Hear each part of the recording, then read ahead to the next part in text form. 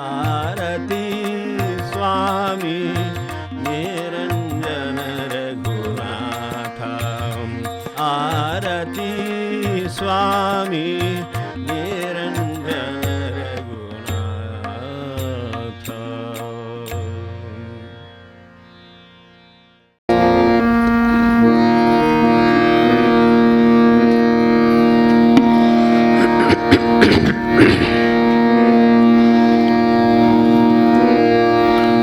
दुःखाला ओळखुनी घेऊन जे येत वेश सौख्याचा दुःखाला ओळखुनी घेऊन जे येत वेश सौख्याचा गुंतवुनी संसारी मनोजाला करीत घास काळाचा गुंतवुनी संसारी मनुजाला करीत घास काळाचा हे जाणून रघुनाथा दत्त प्रभूनानन्य द्वेषरण हे जाणून रघुनाथा दत्त प्रभूनानन्य द्वेषरण स्वामी निरंजनाद्या तीव्र तपस्ये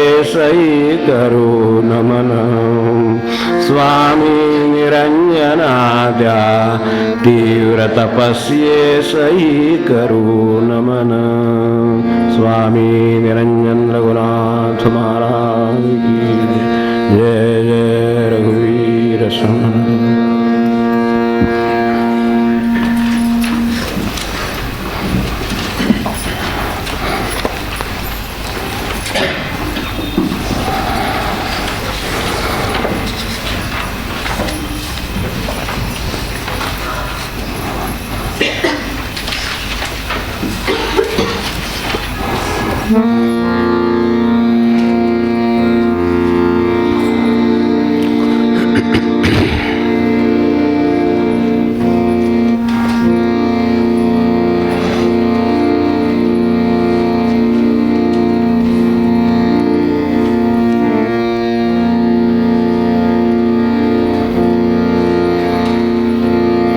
पान 360 पद 252 उठा रे लवकरी उठा उठा रे लवकरी सत्वर यारे शुद्धीवरी सत्वर यावे शुद्धीवरी उघडा कपाटे अंतरी उघडा कपाटे अंतरी ज्ञानदृष्टि अवलोका ज्ञानदृष्टि अवलोका ज्ञानदृष्टि अवलोका आले आहे विघ्नभारी आले आहे विघ्नभारी काळ टपला तुम्हावरी काळ टपला तुम्हावरी नित्य करीता हे चोरी नित्य करीता हे चोरी आयुष्याची तुमच्या आयुष्याची तुमच्या आयुष्याची तुमच्या आयुष्याची तुमच्या आयुष्याची तुमच्या सरला 84 तम सरला 84 तम नरतनु आले अनुक्रम नरतनु आले अनुक्रम हिचा मानुनी संभ्रम हिचा मानुनी संभ्रम ज्ञानदृष्टी उघडा रे ज्ञानदृष्टी उघडा रे ज्ञानदृष्टी उघडा रे ज्ञानदृष्टी उघडा रे ज्ञानदृष्टी उघडा रे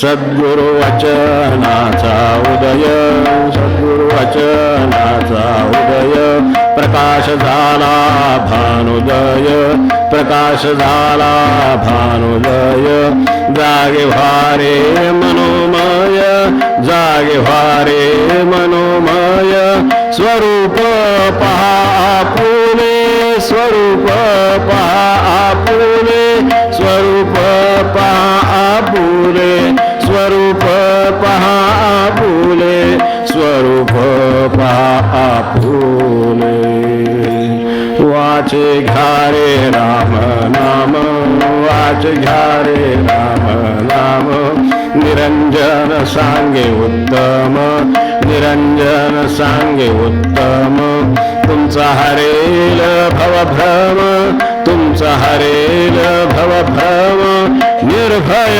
भालांतरी निर्भय भालांतरी निर्भय भालांतरी निर्भय भालांतरी निर्भय भालांतरी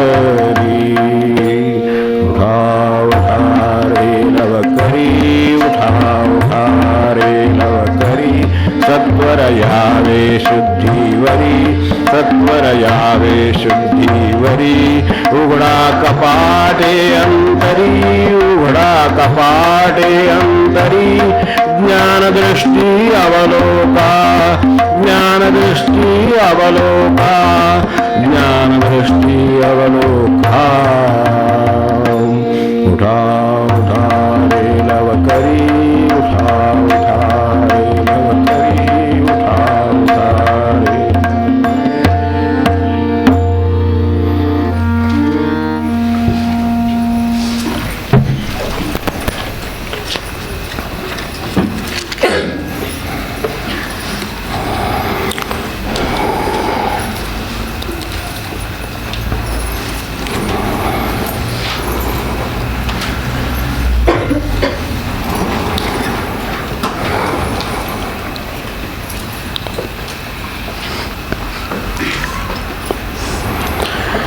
निरंजन स्वामींच्या संकीर्तनाचा 18वा भाग त्यांच्या कृपेने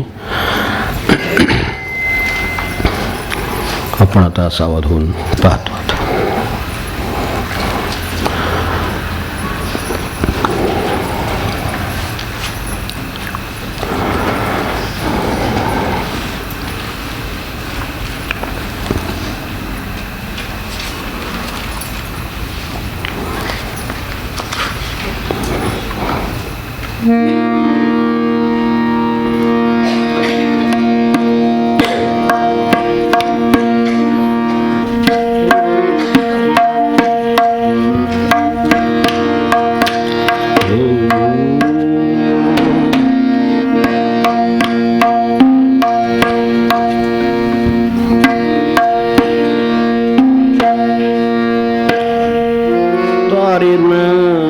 दुस्तर हा संसार तारीन दुस्तर हा संसार तारीन दुस्तर हा संसार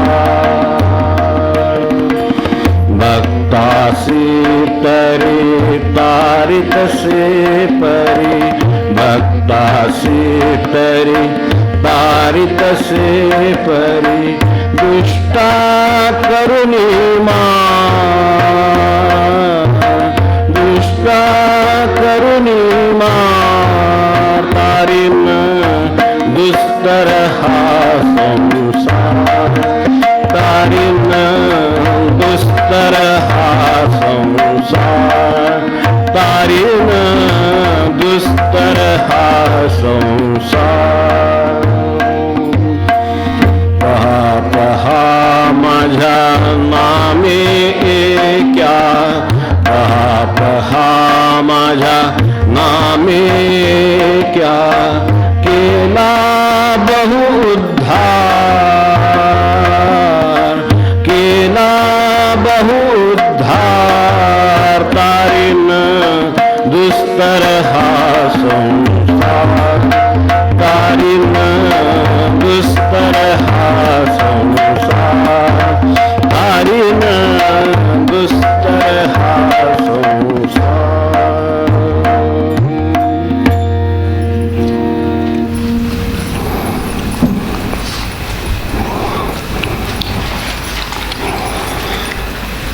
गेल्या वेळी आपण शेवटी भक्तांचे 2 प्रकार बघितले. भक्त भक्त असे तरी तारीत असे, त्यात काही प्रश्न नाही. तर त्यासाठी भक्तांचे 2 प्रकार पाहिले. एक आपल्या मागून भगवंताला नेणारे भक्त आणि काही भगवंताच्या मागून जाणारे भक्त, असे 2 प्रकार आपण शेवटी पाहिले. आणि त्यात आपण असे विचार करून ठरवलं की आपण दुसऱ्या वर्गातले भक्त आहोत असावं. तेव्हा आपल्या इच्छा, आपले बेत, भगवंताकडचं मागणं हे तपासून पाहिलं की आपल्याला कळतं की कुठे आपण बसतो आहोत. आपण भगवंताला घेऊन चाललो आहोत का आपण भगवंताच्या मागे चाललो आहोत. तर हे बोट धरून जाणारे भक्त आपण असावं. त्याच्या आधीच्या भागामध्ये शेवटी असं म्हणून ठेवलेलं होतं आणि ते पुढे पुरं करायचं राहिलं आहे की प्रपंचाची काही, या संसाराची काही वैशिष्ट्ये आहेत. लवकर लक्षात येतील तर बरं आहे, अगदी तरुणांपासून कोणालाही.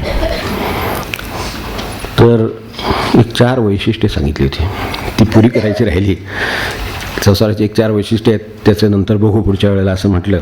मध्ये हे भक्तांचे वर्ग वगैरे दुस्तरता काय आहे ती गेल्या वेळेला समजून घेतली आणि ती 4 वैशिष्ट्य आपली राहिली आहेत ती बघून घेऊ. त्या वैशिष्ट्यामुळं बघायची कशासाठी, तर त्यामुळं तरण्यात अडचणी येतात. तर दुस्तर होतो त्याचं कारण का, तर ती वैशिष्ट्ये जी आहेत त्यामुळं आपल्याला हा तरायला अवघड जातो किंवा शेवटी दुःख देतो, अस्वस्थता देतो, निराशा देतो. याचं कारण का, सगळं करतो आपण, नाही करत नाही असं नाही, सगळेच प्रपंच करतायत, प्रत्येकजण संसारात आहे, गोष्ट खरी. पण ती जी 4 वैशिष्ट्ये आहेत ती एक ओघाने आलेली आहेत. आपण अजूनही शोधत गेला तर आपल्याला अनुभवाने अजूनही सापडेल नाही असं नाही. त्याचा संबंध तरण्याशी आहे.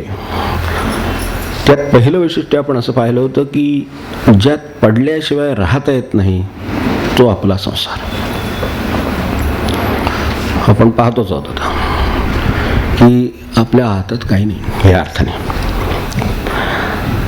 त्यात पडल्याशिवाय राहता येत नाही. हे अगदी सोप्या उदाहरणापासून पाहतो. आत्ता आपण या क्षणी बोलतो आहोत, मनाने तुम्ही बोलत असाल, ऐकत असाल, मी मनाने काही बोलत असेल, प्रत्यक्ष बोलत असेल, आपण सगळे मिळून बसून जे बोलतो आहोत, ऐकतो आहोत. ही घटना वाटते तशी साधी आहे. तर काही सणवार आला, वेळ झाली, ते बोलतायत, लोक ऐकतायत, आपण म्हणतो, भजन म्हणतो, सगळं चाललं आहे असं वाटतं. एवढं हे साधं समजायचं काही कारण नाही, इतकं साधं नाही आहे. आपण इथं आलात, मी इथं आलो, 2 भाग झाले, यातला कदाचित 1 झाला नसता. हे पडल्याशिवाय राहता येत नाही, ते कसं राहता येत नाही. तर आता अशी असेल बघा, आपण विचार करू की आपण जे कोणी एकत्र इथे आहोत, यात आपण इथे आलेले आहात, त्याच वेळेला मी इथं आलो आहे. मी ज्या वेळेला इथं आलो आहे त्याच वेळेला आपण इथे आलेले आहात. आपल्याला वाटतं की ह्यात काय विशेष आहे म्हणून तर आपण बोलतो आहोत, पण नाही आलं असतं म्हणजे कळतं विशेष काय आहे ते. समजा घरी आजारी पडलो, पाहुणे आले, येता आलं नाही, कार्यक्रम असला, काय असलं की येता येत नाही, मग हे चालू असतं का नाही. ही एक बाजू आहे, समजा ऐकणारा आहे किंवा हे आपण बोलता ते आहात इथे, आणि समजा नाही मला वर येता आलं समजा, तर हे ह्याच वेळेला होणार नाही. म्हणजे इतकं सोपं पण नाही आहे. तेव्हा हे जे आपण सगळे इथे आलो, सर्व एका वेळे आलो, ही एक साधीशी घटना. क्षणभर विचार करा की आपण इथं आलो की आपल्याला यावं लागलं. थोडा थोडा विचार करत पुढे जाऊ म्हणजे आणखीन ते स्पष्ट होतं की यावं लागलं की आलो. कदाचित आलो असू, कदाचित यावं लागलं असेल. यावं लागलं असेल याची उत्तर पुन्हा 2 आहेत, पण ठीक आहे, आपण आलो, यावं लागलं. आम्ही आलो असं काहींचं म्हणणं असेल की बा आम्ही ठरवलं आणि आम्ही आलेले आहोत. ठीक आहे, काही मुलं असतील, काही मोठी माणसं सुद्धा कदाचित असतील. मुलांचं घेतो म्हणजे बरं वाटतं, म्हणजे समजून घ्यायला. त्यांना नाही बरं वाटतं, पण आपल्याला वाटतं की समजून घ्यायला बरं वाटतं. आई बाबाने आणलं म्हणून आलो. घरी एकटा थांबू नको, टी व्ही बघत बसील, नाही तर काहीतरी करत बसील, उद्योग करून ठेवशील, त्यापेक्षा माझ्याबरोबरच म्हणजे यावं लागलं.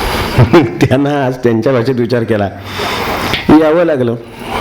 यावं लागलं का, आता आई बाबाने आणलं म्हणून यावं लागलं.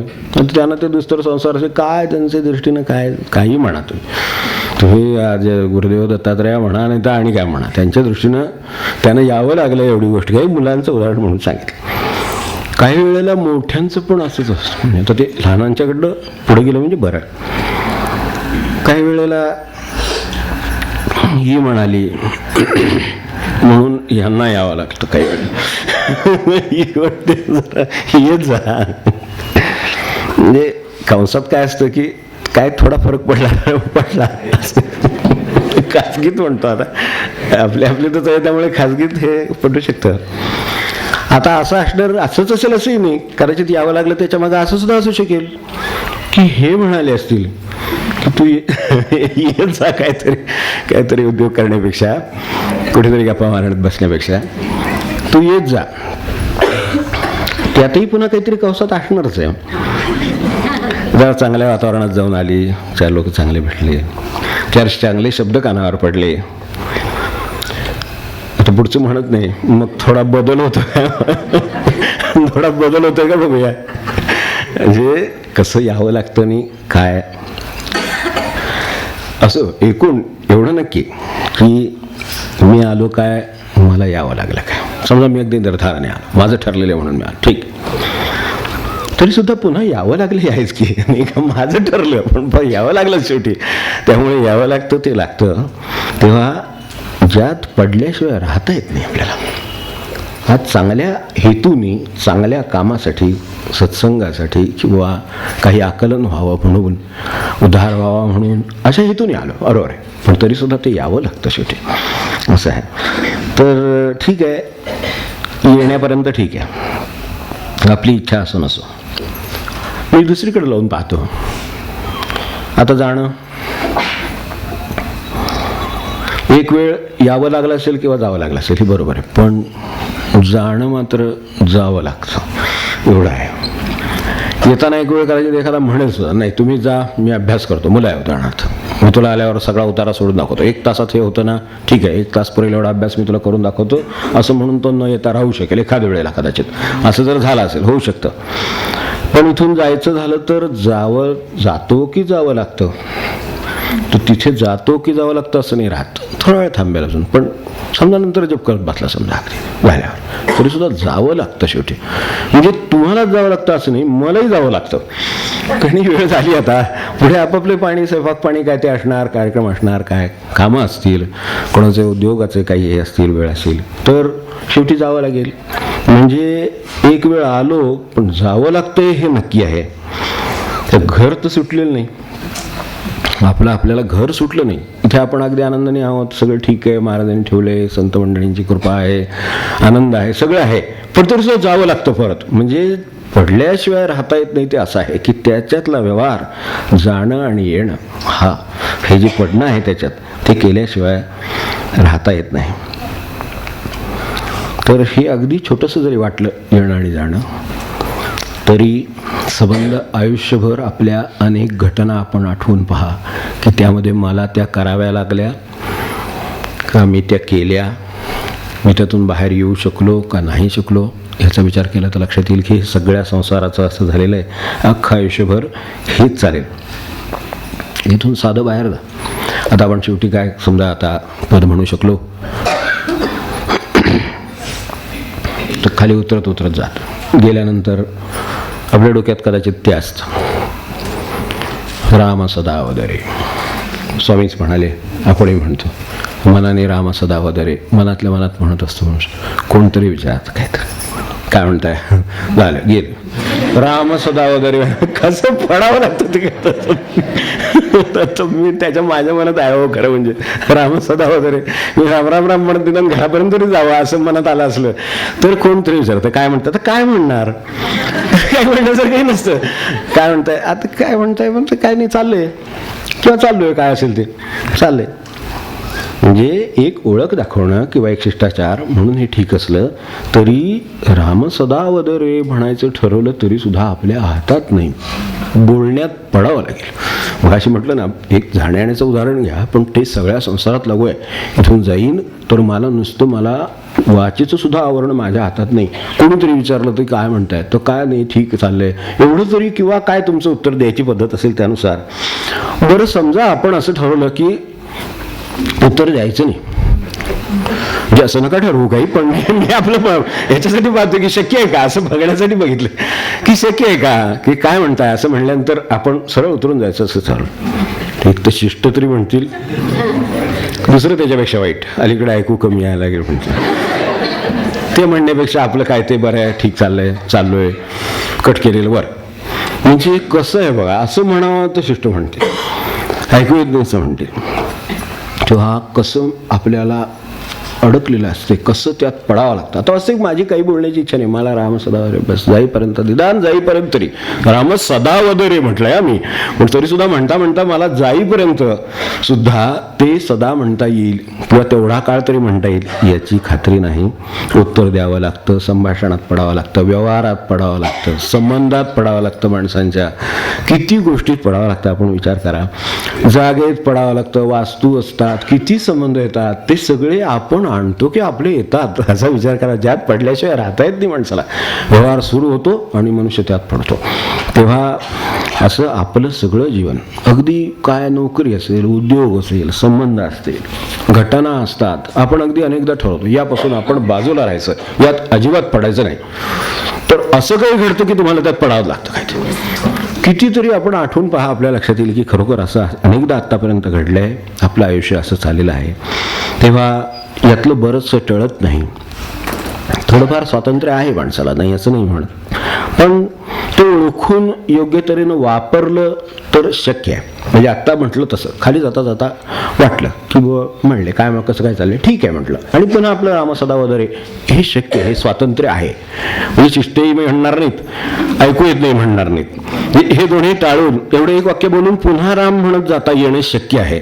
आपल्या मनाशी नामस्मरण काय, भगवंताचं नाव घ्यायचं ते घेत जाता येईल. पण हे स्वातंत्र्य आपल्याला आहे हे लक्षात कुठे येतं. काय म्हणताय म्हणल्यानंतर अहो ते तुम्हाला सांगणार होतो, बरं झालं भेटलं, मी वरच खरं, पण ते माझ्यासारखं डोक्यात ते वर होतंच, पण तुम्ही समोर दिसल्यावर मला आठवण झाली म्हणून सुरू जे होतं तो पडतो कधी ते पण त्याच्यात कळत नाही, ते जाईपर्यंत गप्पा पुरतात. म्हणजे ते कसं गुंततं आणि त्यात कसं पडावं लागतं. तेव्हा आपल्याला स्वातंत्र्य आहे नाही असं नाही, पण थोडं आहे, मर्यादित आहे. ते वापरलं तर काही जागा टाळता येतील, काही ठिकाणं टाळता येतील, काही एखादी संगत टाळता येईल, वाईट असेल तर ती टाळता येईल, एखादं व्यसन टाळता येईल, एखादं कुग्राम टाळता येईल. मागे आपण कुग्रामीचा वास मागे बघितलं होतं, टाळता येईल. पण ते नाही तो दुसऱ्या ग्रामी राहावं लागेल, ह्या गावात राहिलं तर दुसऱ्या गावात राहाल तर राहालच शेवटी गावात. म्हणजे ते काही माणसाला टळत नाही, पडल्याशिवाय राहता येत नाही. म्हणजे असं की एवढंच, कुग्रामीच्या ऐवजी सुग्रामी राहाल, त्याच्याऐवजी इथे राहाल, म्हणजे ठीक आहे दुर्गंधी आहे त्याऐवजी सुगंधात राहाल, पण कुठेतरी तुम्हाला त्या गंध हा प्रपंचाचा जो आहे त्यात राहावं लागेल. तेव्हा आपण हा विचार करावा ह्या संसाराबद्दल त्यांनी जे सुचवले त्यासाठी, की मला हे पडल्याशिवाय का राहता येत नाही. माझी इच्छा आहे म्हणून तसं होतं, दुसऱ्यांची इच्छा आहे म्हणून तसं होतं. आता हे दुसऱ्याने विचारलं म्हणून मी उत्तर दिलं, कदाचित मी दिलं नसतं. म्हणजे दुसऱ्याच्या इच्छेनं सुद्धा मला कदाचित हे करावं लागत असेल, असंही असेल. आपण अनेकदा घरामध्ये प्रसंग अनुभवले असतील बघा. माणसं खाजगीत सांगतात आपल्या मित्राला की मला खरं ह्याच्यात पडायचं नाहीये, पण आता घरातले सगळे म्हणतात म्हणून मी अमुक एक गोष्ट करायची ठरवली. काय जी असेल ती, की कुठली आहे हा प्रश्न नाही, पण माझ्या काय मनात नाही आहे, पण हे सगळे म्हणतात म्हणून मी करायचं. म्हणजे ते कोणते म्हणतात म्हणून, परेच्छा, स्वेच्छा, परेच्छा, कुठल्याही म्हणा, काय कशानं तरी. तर कसं ते इच्छेनं, बरं इच्छेनं सुद्धा पूर्ण आहे का माणसाच्या, म्हणजे काय इच्छेनं तरी हातात आहे का. आपल्याला परत एकदा आठवलं असेल तर ती 25 वर्ष दवाखान्यात आहे, तुम्हाला माहिती ना त्या बाईंची हकीकत आपल्याला माहिती आहे. मुंबईच्या हॉस्पिटलमध्ये त्यांच्यावर त्रास झाला आहे, अत्याचार झाला आहे आणि त्या कोमात आहेत, माणसं जगवत आहेत. आता स्वेच्छेनं जावं म्हणलं तरी शक्य नाही. कसं आहे, विचित्र आहे माणसाची अवस्था. 25-25 वर्ष एका ठिकाणी माणसं, एक दिवस 2 दिवस माणसाला मनाविरुद्ध झालं तर आपल्याला त्रास होतो, एखाद्या ठिकाणी राहावं लागलं तर त्रास होतो. 25 वर्ष एक महिला त्या ठिकाणी पडून आहे, ती कोमात आहे. तिला कुठली इच्छा आली मला सांगा, काय इच्छा असेल. इच्छेचं जे काही ऑपरेशन होतं, जिथून कुठून ती सुरुवात होते, हालचाल होते, त्यामुळे आपण करतो, त्यातलं काही शिल्लक नाही आहे, तरी सुद्धा माणसाला जाणं शक्य नाही. म्हणजे तिच्यासाठी इतर लोक दयामरण मागून सुद्धा ते मिळत नाही, सुटका नाही, पडल्याशिवाय राहता येत नाही. म्हणजे अशा अवस्थेत पडून सुद्धा राहावं लागतं त्याच्यात, अशी अवस्था माणसाची आहे. हे आपण विचार करा की हे काय आपलं आयुष्य आहे, याच्यासाठी आपल्यासमोर ठेवतोय. तेव्हा ह्या जगण्याला पर्याय नाही. तर कधी तो श्वास थांबेल आणि त्यातून सुटका होईल. मला ते का उदाहरण हे ना दुर्दैवाचं आहे पण आठवतं का, तो कधी श्वास थांबेल आणि कधीही सुटका होईल. न्यायालयानंतर काही करू शकत नाही आहे. म्हणजे काय आहे ह्याला न्याय म्हणायचं का काय अन्याय म्हणायचं ते आपण ठरवा. पण ती समजा श्वास थांबून, मी आणखीन एक टप्पा पुढे जातो आता, की श्वास थांबून सुटका झालीच, या देहातून सुटका झाली तर पुन्हा देहात अडकावा लागणार नाही, संसारात अडकावा लागणार नाही, याची काय हमी आहे? ती नाही. म्हणून तर ह्यानी आपल्याला आठवत असेल की का आपल्या गणोरे बाबांची आणि यांची जेव्हा मुळेकरांची गाठ पडली त्यावेळेला आपल्याला काय झालं होतं काकांनी सांगितलं होतं. तेव्हा त्यांनी पाहिल्यावर ते खरं म्हणजे मित्राबरोबर तिथे गेले होते. मागे एकदा आपल्याला उल्लेखही केला होता की मित्रांनी चल म्हटले म्हणून ते बरोबर गेले होते आणि बाबांनी त्यांना मित्राचं काम झाल्यानंतर ह्यांचं सहज विचारलं, वा ह्यांची ओळख करून दिली, असे माझ्याबरोबर आलेत. आता काकाही राहिले नाहीत पण काकांच्या तोंडून आपण ऐकलेलं आहे. तर काकांना त्यांची काही इच्छा नव्हती. ते म्हणले माझी काही इच्छा नाही, मला काही विचारायचं नाही तुम्हाला, माझं तुमच्याकडे काही काम नाही. म्हणजे कसं असतं ते तारुण्य आहे ना, त्यामुळे ते तरुण होतं म्हणले मी, त्यामुळे मी लगेच फटकारून टाकलं, कोण बाबा आपण काय ओळखत नाही. तर गणोरे बाबांना हे म्हणल्यावर बाबा म्हणाले तू आज आला नसतास तरी तुला यावंच लागलं असतं, कारण तुझी माझी मागच्या जन्मातली गाठ आहे, तेव्हा त्यासाठी तुला यावं लागेल. ज्याला मागचा जन्म दिसतोय त्याला दिसतंय, आता त्याला दिसतंय म्हणून त्यांनी त्या भाषेत सांगितलं. नसतं तरी ह्यांना जावंच लागलं की नाही मला सांगा. त्या मित्राबरोबर त्याने सांगितलं म्हणून का होईना पण जावंच लागलं. हे काकांनी स्वतः सांगितलं. आणखीन त्यांनी नंतर पुढे मग त्यांना बरोबर जे सांगितलं ते खरं ठरल्यावर मग त्यांना पटलं की अरे तो म्हणतात ते खरं आहे की यावं लागलंच असतं मला. आज मी मित्राच्या निमित्ताने आलो असं मला वाटतंय पण प्रत्यक्षात मला इथे यावं लागलं असतं. तेव्हा एकूण कसंही म्हणा की ह्यातून सुटका कधी होईल हे सांगता येत नाही, यात पडावं लागतं, म्हणजे आपल्या हातात नाही. हे एक वैशिष्ट्य सांगितलं होतं संसाराचं. तर एक दुसरं वैशिष्ट्य आपण बोललो होतो, त्याचा तळ सापडत नाही आहे.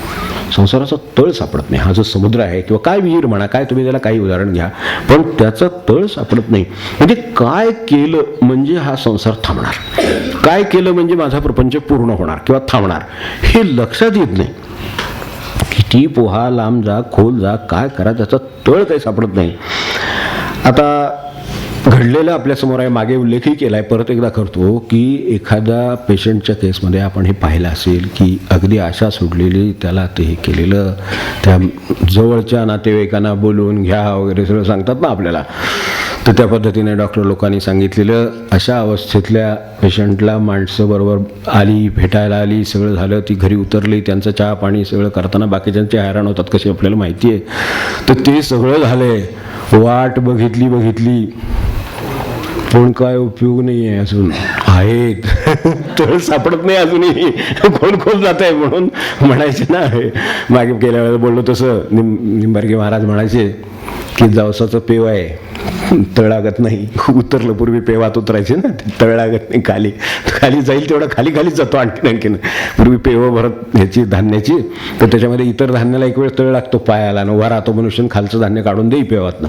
तर जवसाचं जर पेव भरलं तर जवसाच्या पेवात मनुष्य खाली जातो. तसं म्हणले तळ सापडत नाही. तेव्हा पेशंटची आशा नाही म्हणून बोलावलेली माणसं, शेवटी आता ती तरी रजापाणी, त्यांचं काही उद्योग त्यांना असणारच की, शेवटी कंटाळून माणसं 2-4 दिवस आले की हळूहळू एक जायला लागतात. तळ सापडत नाही आहे इकडे प्रपंचाचा, कुठे आहे तो संसाराचा, कुठे तळ आहे कळत नाही, आणि शेवटी जायला लागतात. आणि तो पेशंट सोडून दिला तर बरा होतो की हो. आणि भेटायला आले होते ह्यांच्याकडे तर एक उदाहरण मी असं ऐकलं की त्यानंतर 2-3 महिन्यांनी ते तुम्हाला भेटायला आले, काठी घेऊन भेटतात.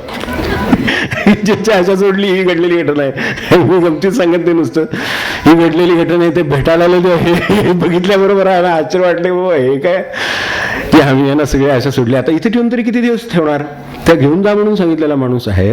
बरं खरंच तसं सगळं दिसतं आहे, तो मनुष्य तळ कुठं आहे आलेला, अजून तळ आलाच नाही. म्हणजे ह्या देहाचा साधा तळ आला नाही, त्यानंतर मनुष्य भेटायला मी बरा आहे म्हणून सांगायला आलो, तर आला जर एखादा तर आपल्याला काय वाटेल. तर हे तळ सापडत नाही म्हणजे काय आहे. आपण मी माझं जन्म, दुःख, मृत्यू एवढ्या गोष्टीबद्दल बोलत नाही, एकूणच तळ सापडत नाही. साधी गोष्ट घेऊन बघा, अगदी छोटंसं साधं उदाहरण घेतोय. एक विहीर आहे हे उदाहरण घेते, साधं उदाहरणासाठी. जी शेतीतली माणसं आहेत त्यांना त्याची कल्पना असेल, आपण लहानपणी हे सगळं पाहिलं असेल, मी पाहिलं हे सगळं, तर त्यात आपण पाहिलं असेल. आमच्या शेजारीच तिथं ज्यांच्या घरी राहत होतो ते मालकाने तेव्हा विहीर काढली, तर त्याची मला आठवण आहे. त्यांच्या शेतात त्या विहीर पाणी नव्हतं, हे नाही, बाजून घ्यायला लागायचं, ते पाण्याचं सगळं माहिती आहे आपल्याला पुढचं, तर त्यामुळे विहीर काढली. त्यासाठी पैसा गोळा करा, पाणी जे मिळावं म्हणून मजूर ते आहे. त्यावेळेला ही अशी एवढी मशिनरी हे नव्हतं, ही झाली 40 वर्ष 50 वर्षापूर्वीची गोष्ट. तर ते त्यांना त्यासाठी ती केवढी जुळणी करावी लागली, ती करून ते रोज फोडून ते खोल जात जात जात सगळ्या जुळण्या करून ते दगड फोडायचे, मुरुम लागायचे, दगड फोडायचे, सगळं कार्यक्रम चालू. त्या काळात विहिरीचं जास्त होतं. तेव्हा असं वाटतं की ते फोडता फोडता शेवटी आता 3 दिवस झाले, 4 दिवस झाले, 5 दिवस झाले, सांगितलेलं असतं पाणी लागेल इथे म्हणून खोदलेलं असतं. तर ते सगळे दगड फोडून फोडून शेवटी असं अगदी घाईला जीव येतो की बस एकदा पाणी बस एकदा ते तळ सापडला पाण्याचा म्हणजे भर. असं होत असतं. अक्षरशः देवाला नारळ ठेवायची वेळ होती की बाबा पाणी लागू दे, आता इथे इतके दिवस झाले खणतोय, इतकी माणसं खणतायत, घाम गाळतायत, आणि एका क्षणी झारा येतो. तो कसा येतो ते पण मी बघितलं. एकदम उसळी मारून आल्यासारखं पाणी विहिरीत येतं, आणि आलं त्यांच्याकडच्या विहिरीमध्ये पाणी उसळी मारून अक्षरशः आलं. आणि तो सरा लागल्याबरोबर त्यांना जो आनंद झाला, ते पाण्याचं पूजन वगैरे करतात, आपल्याला माहिती असेल ती पाणी म्हणजे काय जीवन आहे ते. तर ते आता झालं, पाणी मिळालं. मग आता तळ लागला, पाणी मिळालं, झरा उसळी मारून आला, कृतार्थ झालं. रात्री शांत झोपलं. सकाळी उठलं की दुसऱ्या दिवशी आता शांत राहता येईल. संसार असा आहे, प्रपंच असा आहे की शांत राहता येईल आता. तेव्हा आता सकाळी उठल्याबरोबर रानात पुन्हा किती पाणी साठले, कारण झरा केवढा याच्यावर बघायचं असतं ते पुढं, तर कदाचित आणखीन खोल खणावं लागतं. तेवढ्या झऱ्यावर पाणी नाही साठलं तर, आणि भरपूर साठलं होतं. तर तिथं गेल्यानंतर ते जो ढिगारा होता त्याच्याकडे लक्ष गेलं, ह्याचं काही ते केलं पाहिजे ना पुन्हा. एवढे दगड उचललेली ते हे केलेलं, ते बुरून पडलेलं, आणि ते सगळं एवढा ढिगारा झाला. एवढे खोल विहिरीसाठी गेले म्हणल्या, तेवढा खोलीकडे उंच ढग नाही का, ह्याचे ढीग नाही का होणार, एवढा उंच ढीग त्याचा झालेला. आता ह्याचं काही ते केलं पाहिजे. तो उचलून कुठं तो टाका, त्या ते पसरा, काय तुम्हाला रस्ता करा, काय करायचं ते करा त्यांनी. पण ते करण्यासाठी आता आजपासून आता आधी हे उचललं पाहिजे, कारण पाणी भरपूर आहे आता. बरं, आता हे उचलून सापडला तळ, काही नाही. मी एक तेव्हा लहानपणी सगळं बघितलं, मला ते एक आठवायला लागलं की त्यांचं काय झालं, काही नाही. ते सगळं ढीग बिग उचलले, सगळं झालं. नंतर असं वाटायला लागलं, इतकं पाणी विहीर लागले, ही उघडी विहीर, याला कठडा बांधला विहीर, काय तळ कसा लागत नाही. खरोखर ह्याला आता हे असंच राहिलं काय, समजा काय गुरु आलं, कोणीही आलं, माणूस आलं, मुलं आली, आपण बेसावत असलो, रात्रीची वेळ असली, सरळ गेलं चुकून मनुष्य ह्याच्यातून काय घ्यायला तर केवढ्याला होईल. त्यापेक्षा आपलं ह्याला चांगले कठडा बांधून घेतलं पाहिजे. आता पुन्हा दगड माती सगळं आलं, परत कालवा गुंडाळा, दगड लावा, ते सगळं करून त्याने त्याच्या बरं ते सगळं कठडा बांधून, आता मला सांगा, कठडा बांधून आता काय वरनं काय नुसतं पाणी बघायचं का मला सांगा. काय तळ लागत नाही म्हणजे काय लागत नाही, वरनं पाणी बघून समाधान होणार आहे का आपलं. म्हणजे पुन्हा त्याला परत तो कठडा बांधताना रहाट बसवायचं काम आलं. तेव्हा रहाट आला, मग मोठ आली, मग पाय रहाट आला, सगळं हे सगळं अशा तऱ्हेनं बघावं लागलं. तर कठड्यावरून पाणी बघून उपयोग होत नाही. पुन्हा ते पाणी, पुन्हा ते रहाट बसवून, मोठ बसवून, बरं ते बसवून छान दिसलं म्हणून काय उपयोग आहे. ते त्यानं पाणी शिंपलं पाहिजे आणि ते रानाला लागलं पाहिजे ना. इकडे ते पाणी लागलं तर उपयोग आहे. बरं प्यायला हवं असलं तर प्यायला मिळालं पाहिजे. म्हणजे ते पाणी लागून आणि एवढा कठडा बांधून तो ढीग घालून सगळं करून तळही सापडला. पुन्हा आपलं काय समजा लावलं रानाला पाणी, तर होतं त्यांचं रान मोठं, ते रानाला पाणी लावलं, पण फळं लावली, आमकं लावलं, तमकं लावलं, केळी लावली खाली. बरं आता ती केळी फळं आली की ते करणं आलं त्याचं पुढे, तुम्ही खावा चालेल की, पण ते खाणं आलंच की आपल्याला. खाऊन माणसाचं काम थांबलं नाही. शेवटचं मुख मार्जन, पोट भरलं तरी सुद्धा मागं माणसाच्या सकाळी उठलं की आता खाल्ले नाही, शांत निवांत उद्या काय नाही, उद्या निवांत उद्या नाही, सकाळी उठलं की तुम्हाला काम लागलं बरं सुरू. माणूस, उद्योग, धंदा, संसार काय तुम्हाला घ्यायचं ते घ्या, कशाचे. मी फक्त विहिरीचं बोललो, आपण बाकीचं लावून बघा की तळ काही लागत नाही आणि गुरफटत जायला त्याच्यात. कसं कुठून कुठफटत गेलो बघा, एक साधी कुदळ मारून गुरफटून गेलो त्या ह्याच्यामध्ये, तर कुठे जावं लागलं. तिसरं वैशिष्ट्य बोललो होतो आपल्याला की ज्याच्यात नुसतं पडून राहता येत नाही. ह्याचाच एक आहे की संसार आहे व चाललाय सगळा, पडून राहता येत नाही. की आता काही वेळ होतं बघा की सकाळी झोपेतून जाग आली, म्हणजे काही लोक निर्धाराचे असतात, ताडकन उठून कामाला लागतात लगेच. पण आमच्यासारखे म्हणा असे बरेच लोक असे असतात की जाग जरी आली ना 5 मिनिटं खावी ना जरा लोळावं असं वाटतंच माणसाला. तेव्हा वाटतं बा ठीक आहे 2 मिनिटं लोळून बघेल, 5 मिनिटं लोळेल, 20 मिनिटं लोळेल, पुढे काय शेवटी उठावंच लागेल. म्हणजे ते जे काय काम आहे ते उठावंच लागेल. त्यात आज बाबा उजाडले आणि मला काही काम एवढं नाही आहे पण पडून राहावं म्हटलं तर पडून राहता येत नाही. माणसाला त्या जागी सुद्धा 2 नाही 20 मिनिटं नाही 40 मिनिटं नाही तास नाही पडून काही राहता येत नाही. थोडा वेळ राहील. बरं पडून राहिलं तर डोक्यात चक्र सुरू कामाच परत काय ते डोक्यात विचार सुरू असतात कालचे आजचे उद्याचे परवाचे सुरू अखंड. त्यामुळे नुसतं बाबा असं पडून राहावं ते शक्य नाही माणसाला. मगाशी म्हटलं तसं शिवमुख महाराजांन मागे मागे लागलेले माणसाला थोड्या वेळा तासाने का होईना पण उठावंच लागतं. पोट रिकामा करायला की परत चहा ठेवा आलं परत पुन्हा काय ते नाश्ता करा आलं. कसं ते काय त्याला आहे एक पण ते आपल्याला जमण्यासारखं नाही. योग मार्गामध्ये आजगर वृत्ती म्हणून एक प्रकार आहे आपल्याला माहिती असेल तर योगमार्गी जी मंडळी असतील त्यांना माहिती असेल की योग मार्गामध्ये अनेक वृत्तींचे प्रकार सांगितलेत प्रयोग सांगितलेले. त्याच्यामध्ये आपल्याकडे लकुंडी महाराज होऊन गेलेले ते हे त्यांनी सांगितलेल्या त्यांनी इंग्लिशमध्ये यावर एक प्रबंध लिहिला होता 100-125 वर्ष आता 110 वर्ष झाली म्हणा 100 वर्षापूर्वीची गोष्ट आहे. त्यांनी त्या काळातली त्यांनी तो इंग्लिशमध्ये प्रबंध लिहिला होता सुखाचा मार्ग. त्याच्यामध्ये ह्या अजगर वृत्तीचा उल्लेख आहे.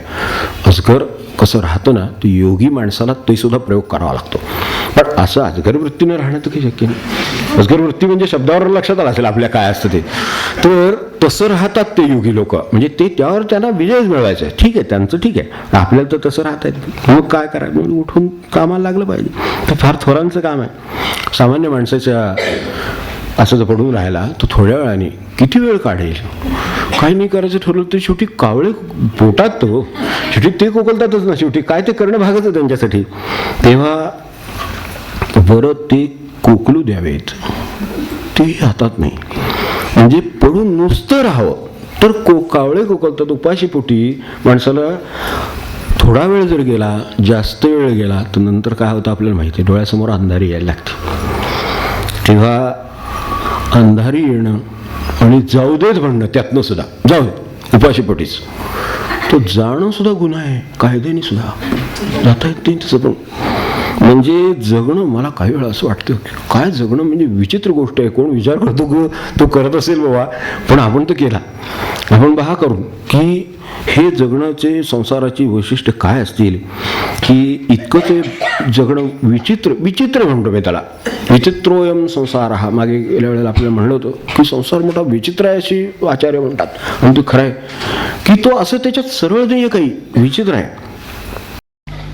एक उदाहरण म्हणून वाक्य आपल्याला सांगतो की समजा बेकार मनुष्य आहे जीर्ण भयान आहे बेकार मनुष्य आहे. बेकारीनं किंवा त्यानं त्या गरिबीनं म्हणा त्यामुळे आलेल्या किंवा बेकारीनं काम नाही म्हणून त्यानं आत्महत्या केली तर गुन्हा आहे. पण ज्याने त्याला काम पुरवायचं त्याने काम नाही पुरवलं तर सरकार गुन्हा नाही. काय असेल बघा काम ज्याने पुरवायचं त्याने नाही पुरवलं तर गुन्हा नाही. ज्याच्यावर काम नाही म्हणून उपाशीपोटी त्याला जायची वेळ आली तर तो गुन्हा आहे कायद्यामध्ये. तो गुन्हा नाही ज्याने काम द्यायचं त्यांनी नाही दिलं तर तो गुन्हा होत नाही हा गुन्हा होतो. म्हणजे विचित्र आहे असं मला म्हणायचं. यातलं काय चुकून बरोबर हा वेगळा प्रश्न आहे कायदा हा वेगळा प्रश्न आहे. पण मूळ संसार आपल्याला सुसावत लागतो पाहतो ना आपण बाजूबाजूला तर त्यावरनं कळेल. तेव्हा तेही जाऊ द्या पण समजा एखाद्याला अगदी 3 पिढ्या पुरेल नाही 5 पिढ्या पुरेल. आता अशी परिस्थिती झाली आहे खरोखर काही ठिकाणी अशी परिस्थिती आहे किती पिढ्या पुरेल हे सुद्धा सांगता येणार नाही इतकं करून ठेवलं आहे. त्यांना सुद्धा पडून राहता येत नाही मन नाही सोडत नाही त्याला काहीतरी आणखीन आहे त्याला तरी जोडत जाईल आहे ते उधळत तरी जाईल खर्च करत तरी जाईल काय करील काही सांगता येत नाही. की मुलांना जसं आता परीक्षा आल्या ती काय रागवत नाही मुलं ऐकून घेतात शांतपणे.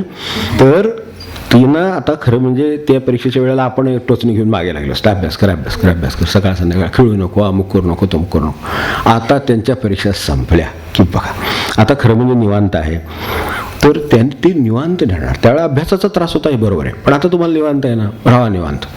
एक दिवस जात नाही बघा परीक्षेच्या दुसऱ्या दिवशी सकाळी किती लवकर जाग येते. सगळ्यात जास्त लवकर जाग कधी येत असेल शेवटच्या पेपरच्या दुसऱ्या दिवशी सकाळी. इतके दिवस जे ढकलून उठवा, हाका मारून उठवा. नेमकं दुसऱ्या दिवशी होतं की नाही बघा. आपण अनुभवलं असेल, मुलांच्यावर कशाला आपण अनुभवले की आज बाबा उठायचं नाही. आता काय पहाटे उठून अभ्यास इतके दिवस केला, 3 वाजता उठलो, 4 वाजता उठलो, आम केलं त्या केलं, परीक्षेच्या दुसऱ्या दिवशी कशाला जागे. तेव्हा काय ती वैशिष्ट्य आहे, पडून राहता येत नाही. मग धावायचं का, काय लपाछपी खेळायची, काय करायचं ते, काय कचा कवड्या, काय पूर्वी खूप खेळ होते सगळ्याच, काय गेम्स असतील आत्ताचे, पण टळत नाहीच ना शेवटी. कचा कवड्या काय ते हे काय, गोट्या खेळी काय, काय काय लपाछपी खेळली काय, शेवटी थांबता येत नाही आहे एवढी गोष्ट खरी. तेव्हा ते काम प्रोडक्टिव्ह आहे का अनप्रोडक्टिव्ह आहे, उत्पादक श्रम आहेत का अनुत्पादक श्रम आहेत, हा वेगळाच विषय आहे. पण ते करत राहावं लागतं एवढं खरं, नुसतं पडून राहता येत नाही. तेव्हा काही असो, निदान मला हे त्यातलं मान्य आहे की पोटाला आपल्याला जोपर्यंत लागतं तोपर्यंत माणसानं श्रम करायलाच पाहिजे. श्रमाला पर्याय नाही. श्रमाने स्वावलंबी असावं, श्रम असावे, स्वावलंबी असावं, उद्योग असावा, हे सगळं खरं. पण उद्योगाचे उद्योग कसे लागलेले असतात हे बघण्यासारखं आहे. पोटाला भूक लागली म्हणून शेंगा दिल्या आणून कोणीतरी फोडून खाल्ल्या, तर फलांचा ढीग तिकडून आपलंच समोर आपल्यासमोर घडणारं उदाहरण. एवढे कोणी पासाभर शेंगा आणून दिल्या, खाल्ल्या, माणसाला इकडे टरफालत. आता काय करायचं त्याचं, जाळावी, टाकावी, तशीच ठेवावी का आपलं टिळकांसारखं वगैरे तसलं काय, तर ते काय इतर त्यांच्या वर्गातल्या इतर मुलांसारखं, तर तसलं काही नाही आपल्या हातात. त्यातलं पण काय, लगेच उद्योगात उद्योग निर्माण होतो. हे करायला जावं तिकडे टरफलाचा ढीग निर्माण होतो. आता त्या ढिगाचं काय ते करणं भाग आलं. म्हणजे काय आहे की नुसतं पडून त्यात राहता येत नाही. म्हणजे श्रम करून, उद्योग करून, स्वावलंबन करून जरी काही केलं, भले काही करा, त्या उद्योगात दुसरा काहीतरी उद्योग निर्माण होणार आहे एवढं लक्षात ठेवायचं. काय जो उद्योग कराल तो त्याच्यात. तेव्हा हे जे त्यात नुसतं पडून राहता येत नाही असं वैशिष्ट्य सांगितलं. आणि चौथं शेवटचं वैशिष्ट्य बोललो होतो की संसार हा की ज्याचा पैल दिसत नाही, काही नाही, शेवट कशात आहे हे कळत नाही. जसा तळ सापडत नाही, म्हणजे खोली जशी सापडत नाही, तसा शेवटही कळत नाही काय आहे ते. जेव्हा जे एखादा ज्या महासागराच्या समोर उभं राहिलं, किंवा आपल्याकडेही किनारे आहेत, आता इकडे ह्याला जातो, कोकणात जातो, इकडे जातो, आपण पाहतो किनाऱ्यावर उभे राहतो, काही शेवटचं पुढचं दिसत नाही आपल्याला. कुठे हे संपणार, काही दिसत नाही. तेव्हा अशा ह्या संसारात आपण पडलेले आहोत, तर त्याच्यावरती मात म्हणून ते कसं आहे स्वरूप त्याचं संसाराचं, ते सगळ्या बाजूने आपल्यासमोर ठेवलेलं आहे. तर यावर मात आता आपण क्रमाने कशी करतात ते बघूया. तर त्याच्यासाठी ही ओळ आहे. पहा पहा माझ्या नामे क्या, पहा पहा माझ्या नामे क्या, केला बहुद्धार, केला बहुद्धार, तारेन दुस्तर हा संसार, तारेन दुस्तर हा संसार, तारेन दुस्तर हा संसार. संसारात पडल्याशिवाय राहता येत नाही ना. पहिलं उदाहरण घेऊ. ठीक आहे, तर देव काय म्हणतो इथे आपल्याला, हा देवाने सांगितलेला अभंग आहे, भक्तासी तरी तारे तसे वगैरे. तर पहा पहा माझ्या नामे क्या. परमेश्वराचं म्हणणं असं की पडल्याशिवाय राहता येत नाही, ते पूर्वकर्मामुळं राहता येत नाही, त्याच्या फळामुळं राहता येत नाही, ती भोगायची राहिली म्हणून राहता येत नाही. बरोबर आहे, त्याला इलाज नाही. म्हणजे थोडक्यात पूर्वीच्या जन्मात नापास झालो, त्याच वर्गात ठेवलेलं आहे, किंवा काही हरकत नाही त्याच वर्गात अजून ठेवले ना, पण या जन्मी तरी निदान संसारात माझं नाव घे. एका नामे केला बहुउद्धार. असंख्य लोकांचा, अगणित, काहीही गणती करता येत नाही, इतक्या अगणित लोकांचा एका नुसत्या भगवंताच्या नामाने धरून वर उचलले. त्यात पडल्याशिवाय राहता येत नाही. ठीक आहे, पडा, पण नाम घेऊन पडा. संसारात पडायचं तर नाम घेईन आणि मग पडेन, कारण पडल्याशिवाय राहता येणारच नाही. आपण वैशिष्ट्यच पाहिलं सुरुवातीला. तेव्हा त्या वैशिष्ट्याला काय नामाचा संबंध आहे, तर माझं नाव घेत संसारात पड, हा त्याचा संबंध आहे. संसारात पडायचंच आहे, पण नाम घेऊन पडायचं आहे. तेव्हा मी नाम होऊन, नामाला स्वतःला नाम आज गुरु म्हटलेले, किंवा वेगळ्या गुरुची काय वैयक्तिक गरज आहे अशातली नाही, कदाचित असली तर ते नाम पुरे करेल, त्याचाही प्रश्न नाही.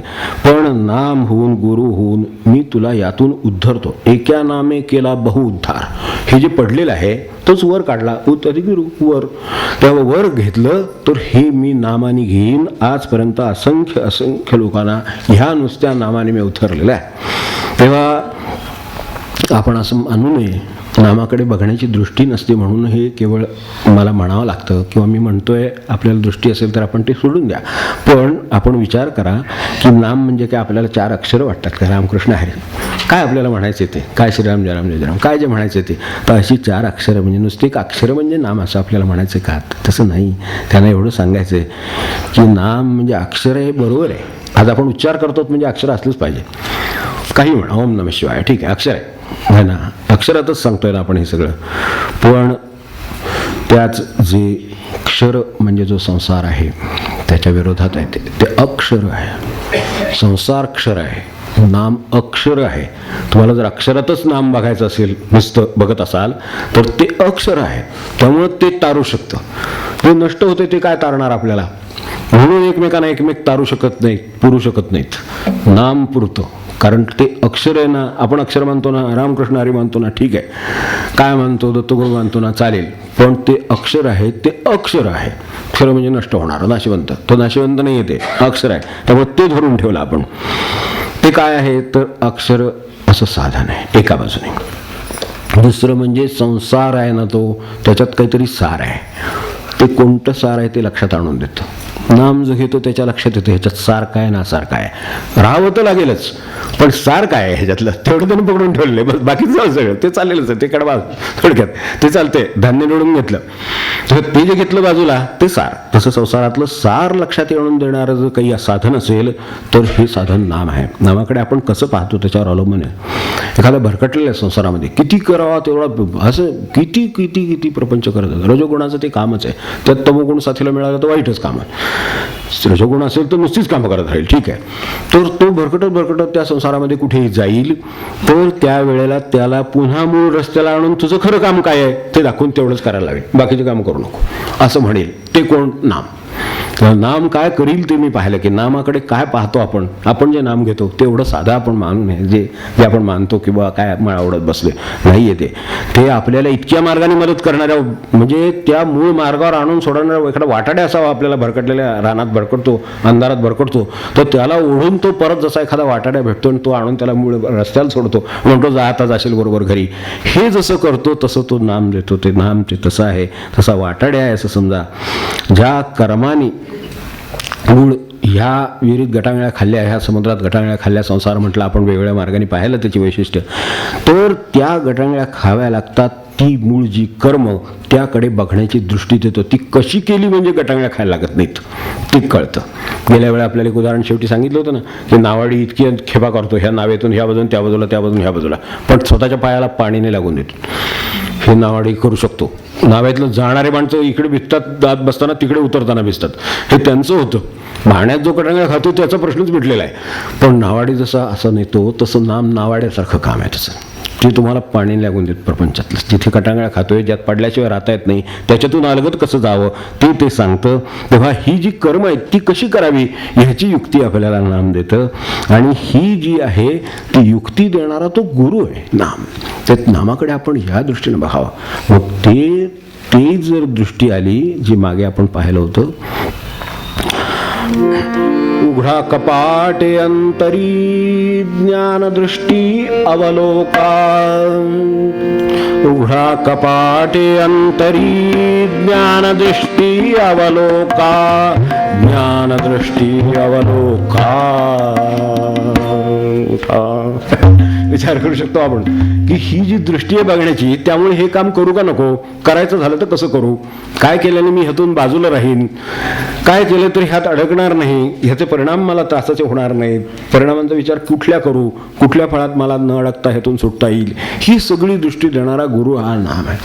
ते नाम आपल्याला ते बरोबर कर्माची दृष्टी देतं. तर या अर्थाने आपण ज्या कर्माने अडकलो, दुसरी गोष्ट त्याच्याही पलीकडे जावं, ती कौशल्य दिलं, कर्म करण्याचं कौशल्य दिलं. अडकतो आपण पाहतो की तो प्रपंच आहे, समजा मोठा जा मुलं बाळं मोठी जाईल, ती काय उद्योगधंदा करायला धंदा त्यांच्यात सोपवला, आपण देवाचं नाव घेत बसलं. आतापर्यंत माझ्यावर जबाबदारी होती, केलं. आता माझ्यावर जबाबदारी नाही, आता मी देवाचा म्हणून आता. पण ते परत ते काहीतरी आपण लक्ष घालावं असं वाटतं की नाही, कट्टा सुटतो का हा प्रश्न थोडक्यात. कट्टा सुटत नाही, त्यांना व्यवसाय, आपली नोकरी सुटत नाही, अजून काहीतरी परत करू असं वाटतं. तर हे जे काय करू असं वाटतं ते हे शिकवतं कौशल्य, की थांब आता काही करण्याची गरज नाही आहे ना, मग नका करू. तर ते सांगतंय आपल्याला, ते ही दृष्टी आणून देणारं ती कौशल्य शिकवणारी नाम ही विद्या आहे. तर नाम जो घेईल या सगळ्या दृष्टीनं जाणीवनं घेईल, तर नाम त्याला हे बरोबर शिकवेल की हे करण्याची गरज नाही असं. तेव्हा काहींचं दुसरं असतं. नामाबद्दल आणखीन एक सांगतो की काहींचं असं पण होतं की संसार काय आहे, संसाराचे डोक्यात जातो. संसार हे संसाराचं वैशिष्ट्य आहे की डोक्यात जातो तो. तर जसा एखाद्याच्या पैसा डोक्यात जातो, एखादी सत्ता डोक्यात जाते, काय गोष्टी डोक्यात जातील सांगता येत नाही. त्यांनी सगळं माणसाचं आयुष्य भरकटतं. तर त्याचा मध एक प्रकारचा किंवा भ्रम. एखादा मनुष्य नाही का, ते रामकृष्णांच्या कथेत आहे, आपल्याला माहिती आहे की त्यांच्याकडे येऊन जो नमस्कार करायचा तो तिथे नंतर त्याचं दुकान ह्याचं थाटलं बोवाबाजीचं, आणि तिथं पैसा गोळा आल्यावर रामकृष्ण स्वतः गेले, ते नदीवरनं येताना त्यांनी ओळख नाही दिली. काय म्हणताय म्हणून विचारलं तिथं बसून. जो मनुष्य पाया पडत होता तो मनुष्य तिथं बसून न हलवता माणसं पैसा ढीक समोर लागलाय. हा ते म्हणले हा पैसा बोलतो बरं, म्हणले रामकृष्ण म्हणले पैसा बोलतोय बरं, आपल्याकडे येत होता ना तो, आता आपल्याला ओळख देत नाहीये. तर तसं तो मध आहे. तो कशाने ह्या सिरियल सांगता येत तो या मार्गाने शिरला एवढंच. तेव्हा त्याचा मध काय, यशाने मध होतो, आणि त्यामुळे मनुष्य संसारात पतन होतं, आणि अपयशानं दुःखाचं भ्रम होतो म्हणून पतन होतं. एकूण माणसाला तो कुठून तरी भ्रमाने किंवा मदाने कुठून तरी त्यावर औषध काय म्हणून मगाशी आपण म्हटलं ते भवव्यथेसी औषध रामनाम हे प्रसिद्ध. कुठलंही नाम, ते जे नाम आहे ते त्या भवव्यथेवरचं औषध आहे, ते लक्षात येतं. हिंडणे न लगे रानो राणे, पथ्ये वीण मुक्त होणे. रामे रामदास म्हणे मज प्रचित आली येणे. मी आता अडकलेलो नाही, प्रपंच आहे, हुंड्याला अडकलेलं नाही. ही जी विद्या आहे, मद येणे भ्रम येणे त्याचा, हे जे साधतं ते मज प्रचित आली येणे, ती रामनामाने मला प्रचिती आली असं त्यांनी सांगितलं. आपल्याला आणि कुठल्या नामाने प्रचिती येते एवढं आपल्याला म्हणायचं आहे, आणि त्यांना ते सांगायचं आहे. म्हणून तो अभंग स्वामींचा आपण पाहिला. आत्ता हे सगळे झालेले उत्सव आहेत आणि त्याची आठवण होती म्हणून मी मुद्दाम त्या संदर्भात तो अभंग आपल्यासमोर मगाशी ठेवला होता की भवव्यथेशी औषधं म्हणाले ते का म्हणाले असतील. तर अशा तऱ्हेने ते उद्धरतं. आता ते प्रत्येक ह्या वैशिष्ट्यात आपल्याला कसं कसं उद्धरतं हे आपण पुढच्या वेळेला बघूया, आपल्याला उशीर होतोय. पण त्याच्यात नामाची करामत काय आहे. आज त्यांचे दिवस आहे, मागे मी बोललो पण आहे, पण तरीसुद्धा परत एकदा संतांचं स्मरण हे करीतच असावं नेहमी, किंवा त्यांच्या आयुष्यात कशा कशा घटना घडल्या याची आठवण करीत असावं सारखी. त्यालाच संकीर्तन म्हणतो आपण. तर त्या अर्थाने आत्ता नुकतीच आनंदसागरांची पुण्यतिथी झाली, परवाच्या 7 तारखेला झाली. आपल्याला काही त्या अर्थाने करता आली नाही, पण नसू दे, आपण स्मरण तरी करतो आता. आणि आज पांडुरंगबुवांची जयंती आहे. हे ज्या आनंदसागरांनी पांडुरंगबुवांना पाहिल्यानंतर, म्हणजे रामानंदांना पाहिल्यानंतर महाराजांकडे घेऊन गेले होते, त्यांच्या पायावर घातलं होतं, तर त्यांची आज जयंतीचा दिवस आहे.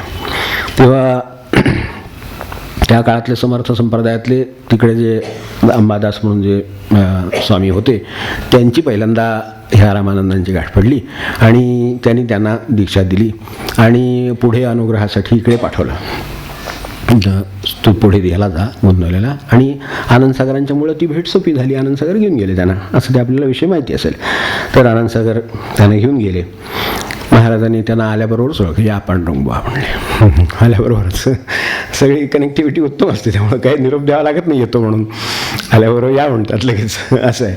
तेव्हा या पांडुरंगबुवा म्हणले. महाराज बाहेरच्या त्या मंदिराच्या याच्यावर बसले ते. मग पुढे नंतर त्यांना असं धाराभरत वगैरे दिलं. आपल्याला वेळ दे म्हणून काही कथा सगळी पण बघत नाही किंवा काही सगळ्या घटना बघायचं कारण नाही, पण मूळ मुद्दा त्यांनी जो केला तो लक्षात घेण्यासारखा आहे की हे सगळं झाल्यावर त्यांना व्रत दिलं, त्यांनी उपासना केली, त्यांना काम दिलं, त्यानुसार त्यांना यात्रा करायला सांगितली, ती सगळी त्यांनी केली. त्याच्यात कितीतरी मंडळी त्या नामाला लागली, मोठा आनंद झाला. त्यांचं वय लहान होतं त्यावेळेला, तर त्यामुळे तरुण आहे, तर त्यांच्या डोक्यात होतं ब्रह्मचारी राहावं आपण, असंच पुढे राहावं आणि असंच आयुष्य घालवावं, आणि हे एवढं महाराजांची कृपा आपल्यावर झाली वगैरे.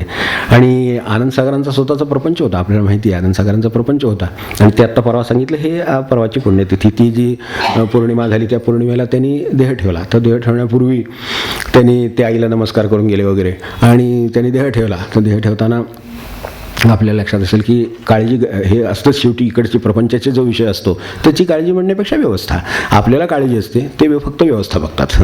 हा फरक आहे, जाता जाता सांगतो. आपल्याला काळजी लागते, ते फक्त व्यवस्था करतात.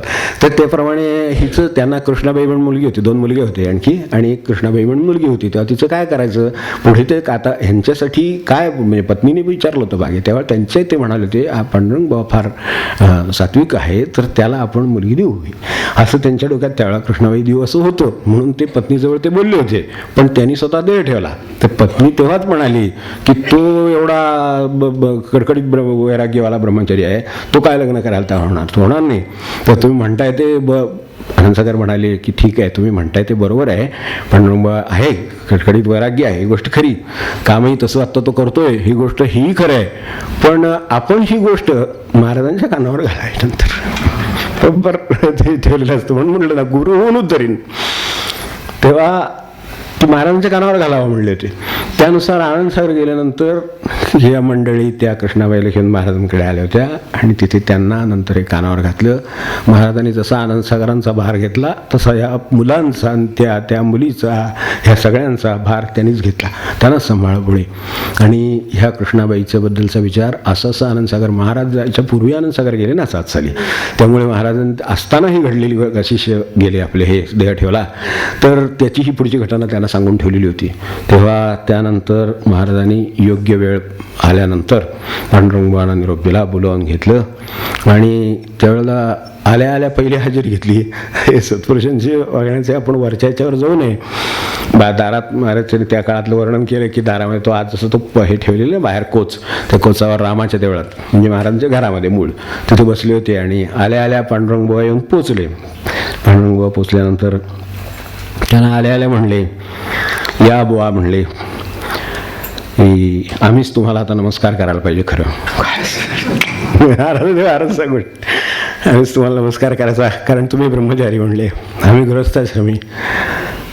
तेव्हा ब्रह्मचारी तेवढे उद्धरून गेले, गृहस्थाश्रमी नरकात जातात. राम गेले, वसिष्ठ गेले, ते सगळे गृहस्थाश्रमीत. तेव्हा ते गेले, आणि मी तर म्हणले 2 लग्न केली, तर मला कुठला नरक मिळणार आहे कोणा ठेव. दारात आल्या म्हणले, काय चुकलं असेल तर केव्हा करा, काय ते सांगा. चला म्हणले, आत घेऊन गेले, पडद्याच्या आड तिकडे घेऊन गेले, आणि म्हणाले, आजपर्यंत मी तुमचं हित केलं का अनहित केलं? म्हणले हित केलं महाराज.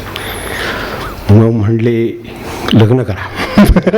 काय जो ना टाकायला जे उद्धाराची सामर्थ्य असतं ते काय असतं ते असं आहे. तेव्हा मग म्हणले, जो घालायला समर्थ आहे तोच काढायला समर्थ आहे, प्रपंचात घालायला समर्थ तोच काढायला समर्थ आहे. ते म्हणले लग्न करा. मी म्हणतो तुम्ही लग्न करा. ते म्हणले महाराज, तर मला तर अशी इच्छा होती, आणि ते कळलं मला, पण माझी इच्छा अशी आहे की तुम्ही करावं लग्न. ठीक आहे करतो महाराज म्हणले. बाहेर आल्याबरोबर सगळ्यांना म्हणले, काय बुवा लग्न करा, काय बुवा, सगळ्यांसमोर म्हणणं बघायला, हो करतो बघा म्हणले कसं आहे आता. तर आत्ता म्हणत होता लग्न करणार नाही बुवा ब्रह्मचारी, म्हणले आता म्हणले लग्न करायला तयार झालं. आधी आमंत्रण आधीच देऊन ठेवली होती, कृष्णाबाईचं लग्न लावून दिलं. तिकडे आनंदसागरांना पण सांभाळलं, त्या पत्नीलाही सांभाळलं, त्या मुलालाही सांभाळलं, मुलीलाही सांभाळलं, त्यांचं लग्न लावून दिलं.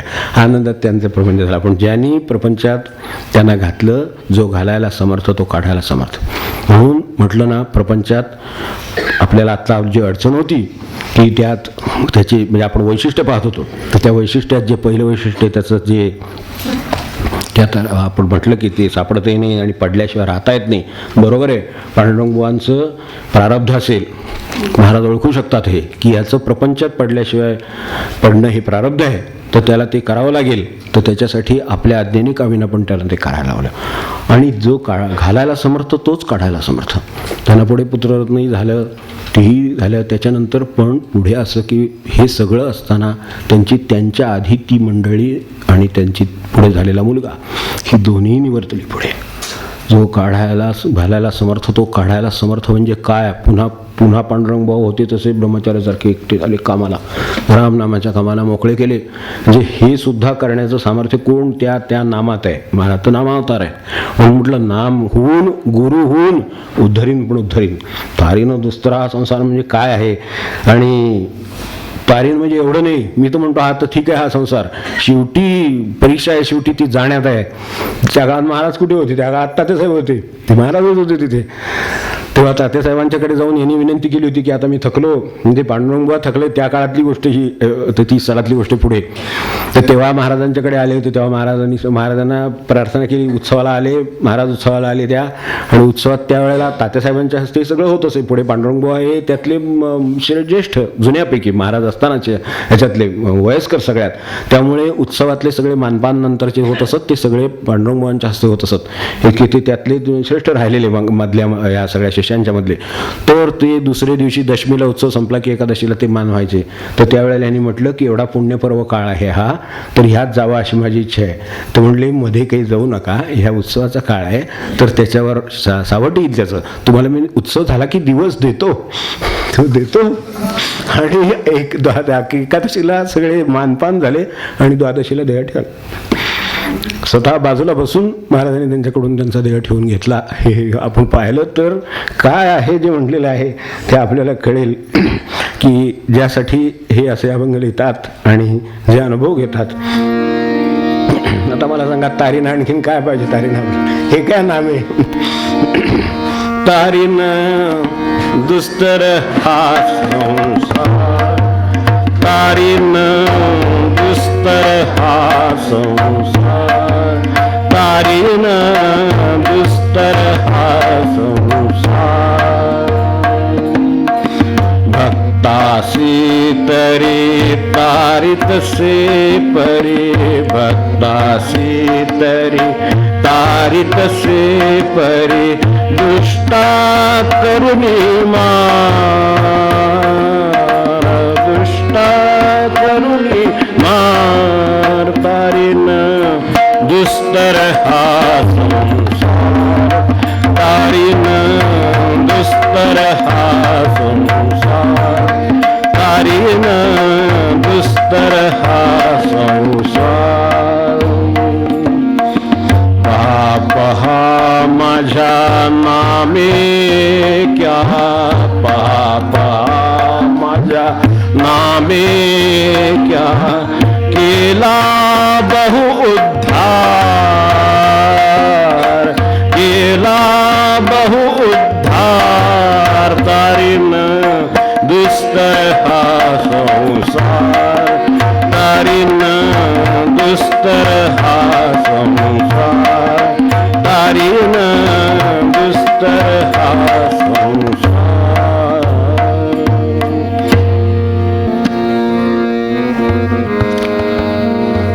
मनुजा राम सदा वदरे, मनुजा राम सदा वदरे, मनुजा राम सदा वदरे.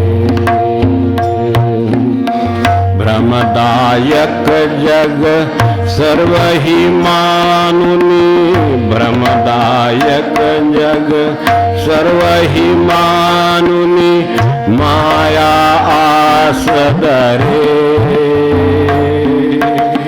माया आस धरे.